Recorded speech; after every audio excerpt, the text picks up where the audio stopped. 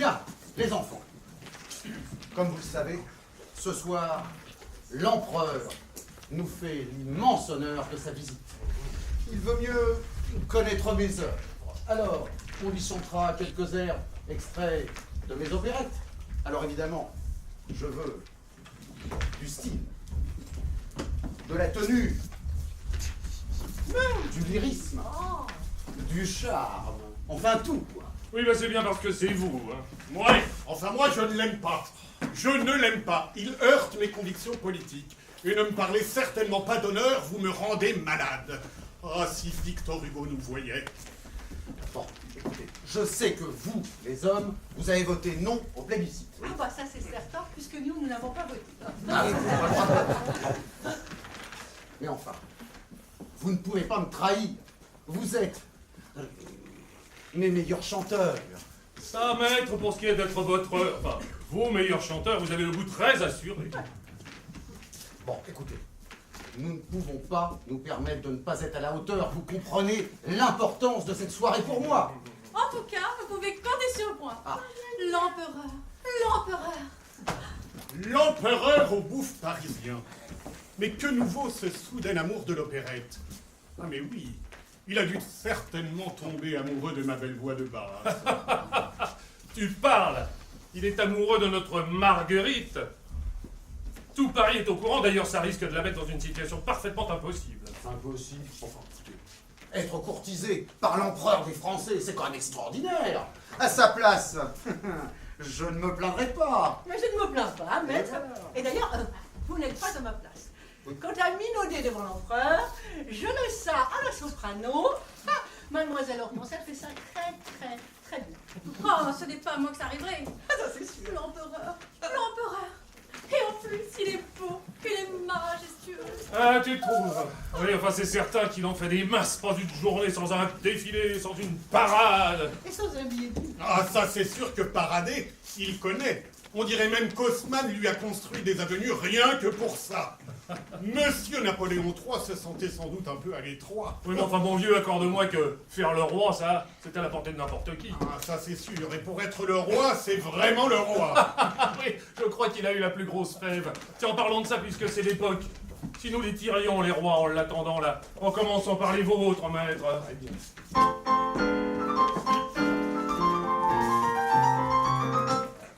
Je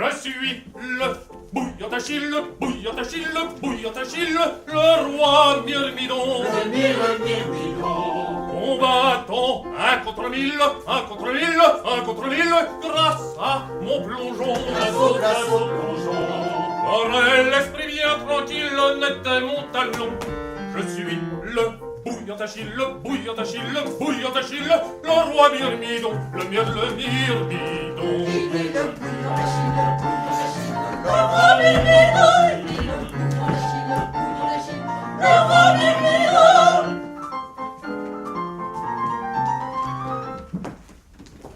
Ces rois remplis de vaillance, c'est les deux agences. Les deux agences. Étalons avec Jactance, le double Thorace. La double Thorace. Parmi le fracas immense des cuivres de Saxe, les rois remplis de vaillance, c'est les deux Ajax, les deux Ajax. Le roi rempli de vaillance, c'est les deux Ajax. Le roi rempli de vaillance, c'est les deux Ajax.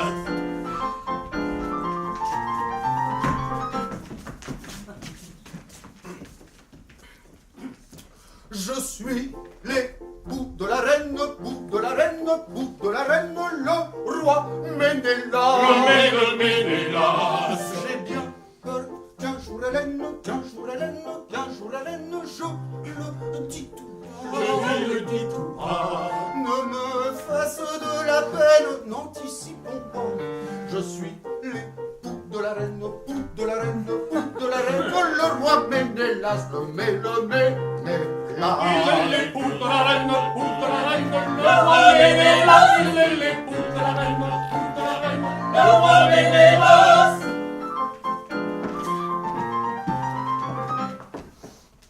Le roi Arbi s'avance, lui qui s'avance, lui qui s'avance, c'est Agamemnon. Et ce nom, ça me dispense d'en dire plus long. J'en ai dit assez, je pense, en disant mon nom. Le roi barbu qui s'avance, c'est Agamemnon. Le roi barbu qui s'avance, c'est Agamemnon. Le roi barbu qui s'avance, c'est Agamemnon.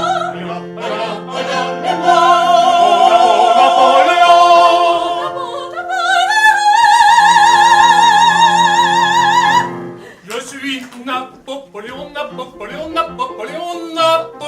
III, je me sens trop à l'étroit.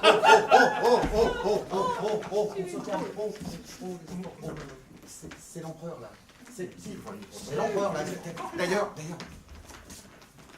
j'entends le cortège qui s'avance.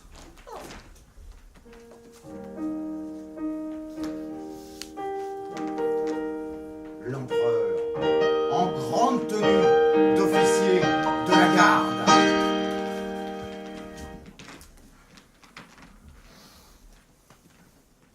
Bienvenue, votre majesté. Merci de l'immense honneur que vous faites à mon fidélité.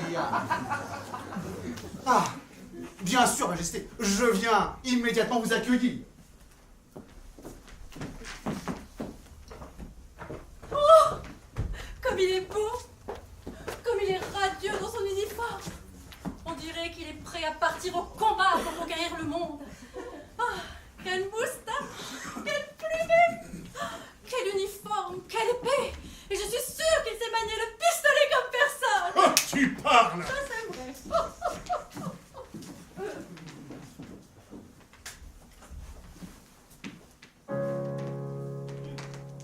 Vous aimez le danger, le péril vous attire, et vous ferez votre devoir. Vous partirez demain, et moi je viens vous dire, non pas adieu, non pas adieu, non pas adieu, mais au revoir.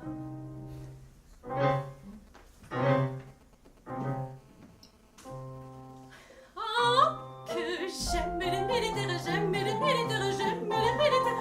Leur uniforme coquin et leur moustache et leur fumée. Oh, que j'aime les militaires, j'aime les militaires, j'aime les militaires. Leur regard et leur manière, on ne tout me plaît. Quand je vois là mes soldats prêts à partir pour la guerre, fixés droit le Yaquers pas, mon Dieu, j'en suis toute fière. Seront-ils vainqueurs ou défaits? Je n'en sais rien, ce que je sais. Je n'en sais rien, ce que je sais. Je n'en sais rien, ce que je sais. Ce qu'elle sait. Que j'aime les militaires, j'aime les militaires, j'aime les militaires. J'aime, oui, j'aime les militaires.